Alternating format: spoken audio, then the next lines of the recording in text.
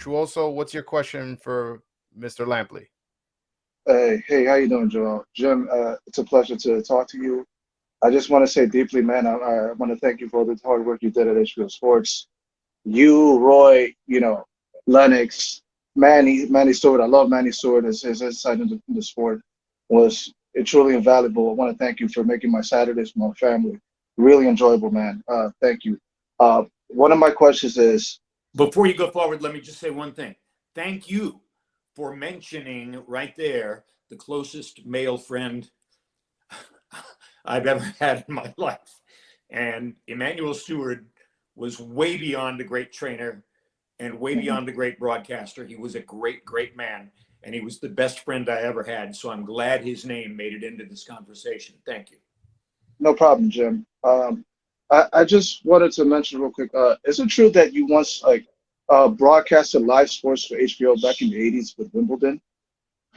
I called Wimbledon tennis championships 12 times for HBO. And our contract at Wimbledon was for weekday coverage because NBC had the weekends. So NBC would have the finals. We had the semifinals.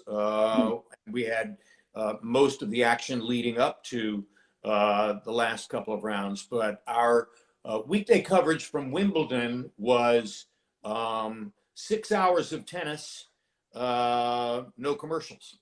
And sometimes, if you know the weather in Wimbledon, or the weather in London, I should say, sometimes 6 hours, no tennis, no commercials.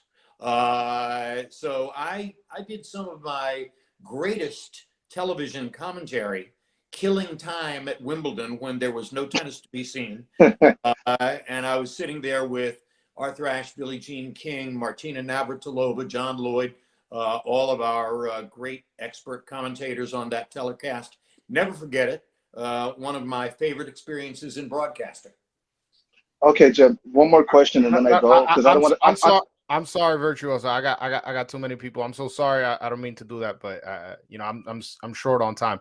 I heard it shouldn't have taken that much time for the answer, but go ahead. Oh, all right. He's still on. So if you want, all right. Virtuoso, guy, what's your second question? Yeah, I just wanted to ask you one quick question about Showtime.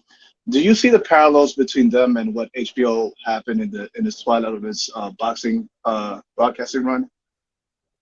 Parallels between Showtime and HBO? Well, Yes.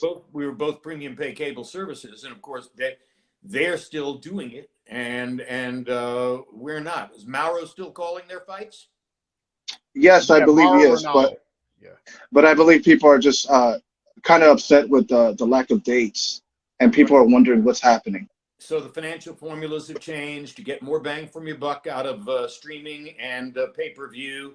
It's harder for a premium pay cable service to compete. HBO had a lot more money than Showtime back when I was there. That's the answer to your question. All right. Thank you so much. Thanks, Jim. All right. You're welcome.